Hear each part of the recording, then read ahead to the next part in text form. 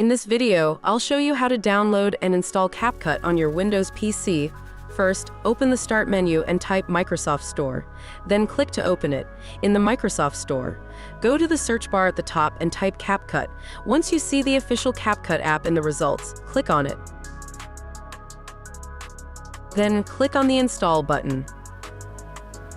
The app will now start downloading. Once the download finishes, it will automatically install. No need to do anything else after installation. Click to launch it. You might see a quick pop-up that says something like testing the environment. Just wait a few seconds, and once it's done, you'll get a message confirming that your PC can run CapCut smoothly. Click Confirm to continue. CapCut will now launch. From here, you can click New Project to start editing, or explore templates if you prefer. And that's it. CapCut is now installed and ready to use on your computer.